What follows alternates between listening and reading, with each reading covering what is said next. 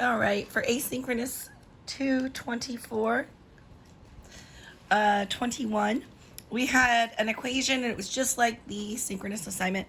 So you had to factor, use the quadratic formula, use the discriminant to determine how many real zeros, find out whether it opens up or down. That's what the concave up or down is. Axis of symmetry, vertex, minimum or maximum, the y-intercept, the number of zeros, and list them. So for this particular equation, the first thing we want to do is determine what is A, B, and C. A is 6, B is negative 17, and C is 12. That would be the first thing I would always do. It really could be done in multiple ways, but the second thing I would do would be to find that discriminant. And then I would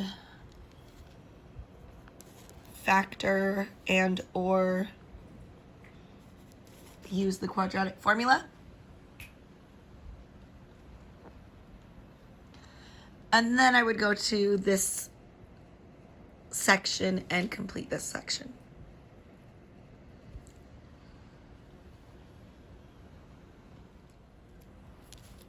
Now remember, the discriminant is this portion right here underneath the square root. So over here you're going to write b squared minus 4ac. And we already know what a, b, and c are.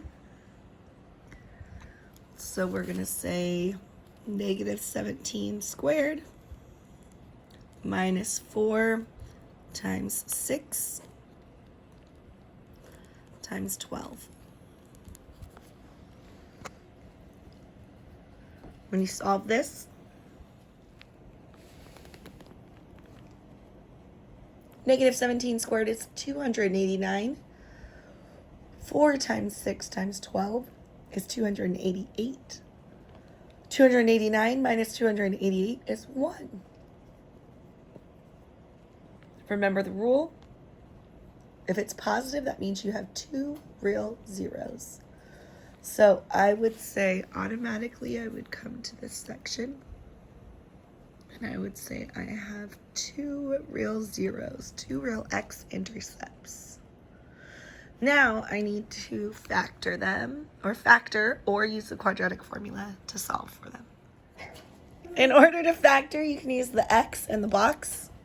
You have the equation 6x squared minus 17x plus 12. So I would put the first term in the first box, the last term in the last box. I would put the middle term on the bottom of the x. We want to know what will sum to that. And then at the top of the x, that's a 17, a negative 17. And at the top, I'm going to multiply this times this. And at the top of the box, we're going to have to put 72x squared. So what multiplies to this and adds up to this? We could use negative 8x and negative 9x. They would multiply to 72x squared, and they would add up to negative 17. So we can just sort of choose negative 9x and negative 8x. Shh, puppy's fussing. And I can say, what would I need to multiply to have gotten this? Well, I could do 3x and 2x. And when I multiply them, I get 6x squared. 3x times negative 3 is going to give me negative 9x. 2x times negative 4 is going to give me negative 8x. And negative 3 times negative 4 is 12. So the final solution for this should be 2x minus 3 and 3x minus 4 when you factor. Now you need to set both of those equal to 0 to see what your solution actually is. What is the actual intercept? So when you solve for the actual intercept, after it's been factored, remember you set each individual parentheses equal to 0, and then you solve. So over here, you're adding 3 to both sides. We're trying to get x alone, isolated by itself.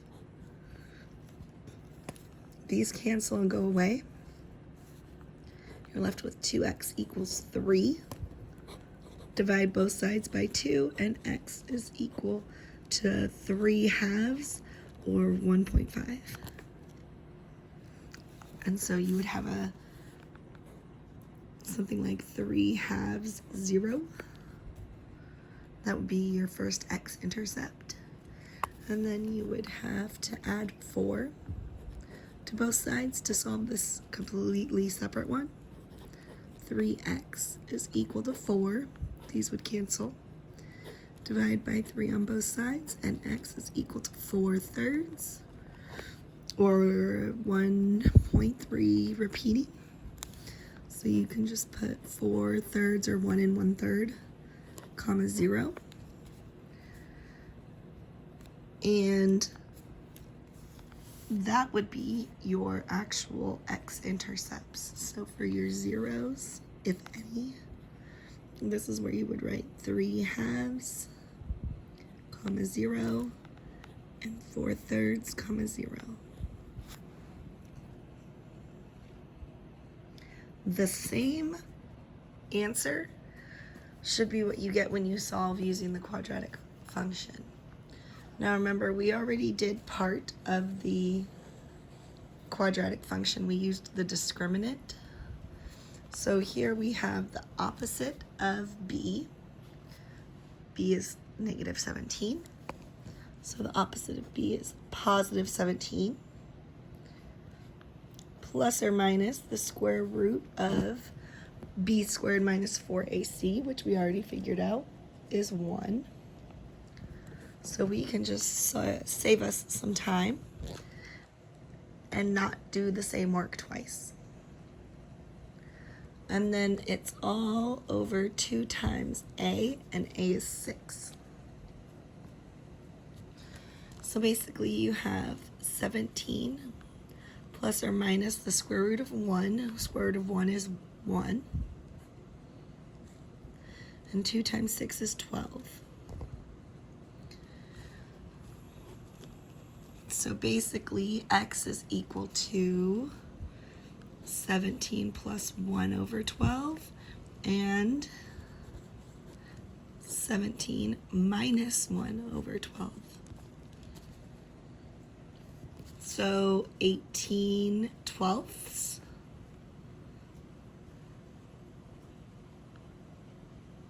You can reduce that fraction by dividing the top and the bottom by 6. 18 divided by 6 is 3. 12 divided by 6 is 2. That's what we got on the factoring side. And on this side, 17 minus 1 is 16 divided by 12. We can divide both sides by 4, top and the bottom by 4.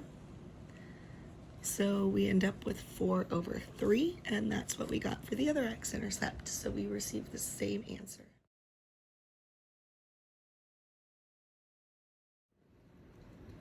All right, the last few things to find are in this section here, and then we will be ready to graph.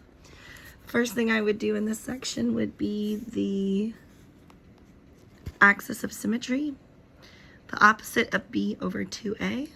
So you have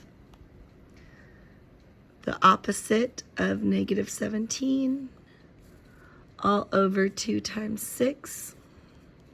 So positive 17 over 12.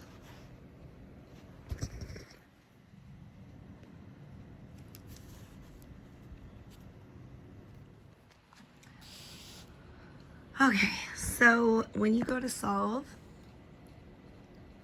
you end up with 17 divided by 12, which is 1.416, repeating. So you could pretty much call that x equals 1.4. You could additionally use the fraction, But now you're going to plug that in and see what is y, or what is f of x, when x is 1.4 or 17 twelfths, if that's what you're going to use. We already know our first part is 1.4. We don't know what the next part of our vertex is. So we're using the original equation and we're plugging in the fraction, or 1.4. So in this case, I used 1.4, squared 1.4, and got 1.96. So 17.14 gave me 23.8.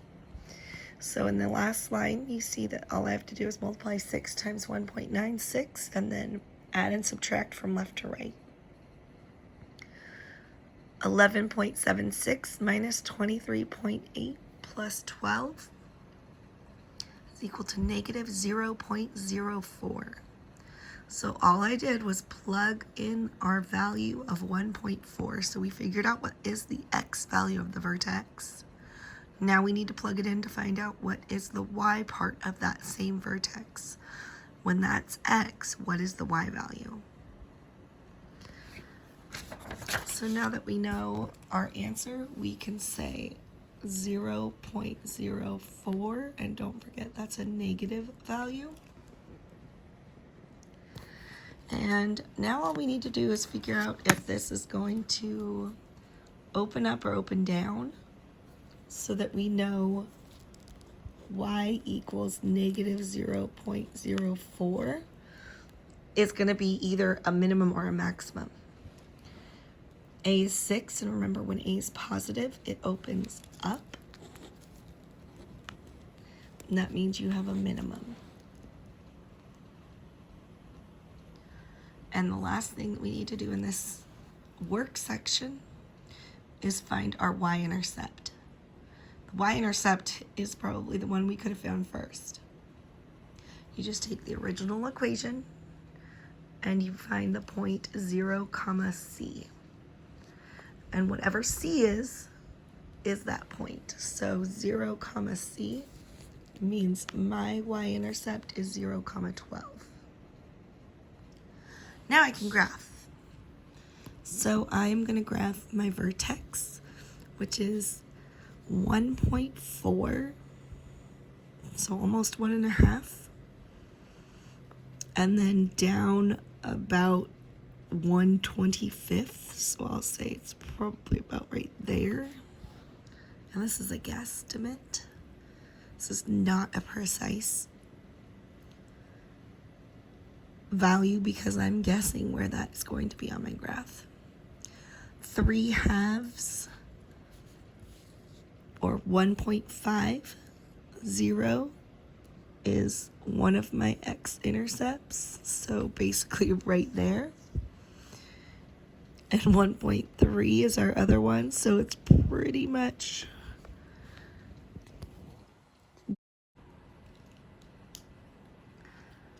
now you have a y-intercept at 12, which is going to go off of our graph here and be way up here. Then using our axis of symmetry, you know that you have approximately 1.4 for your axis of symmetry, which means around 2.8-ish. Also at 12, you're going to have another point. So this quadratic is going to be this extremely narrow, which we know because we have an a value of 6, and the bigger the a value, the more narrow that quadratic is going to be. So answer that last question. What is the hardest thing about quadratics in your opinion? Is it identifying a, b, and c? Is it factoring? Is it solving for the actual x-intercept once you have your factors? Is it graphing? Is it the quadratic formula? Is it the discriminant? Or is it the vertex, the axis of symmetry, maximum, the minimum, the y-intercept? Help me understand. And we're going to actually ask this question in class for Monday, March 1st.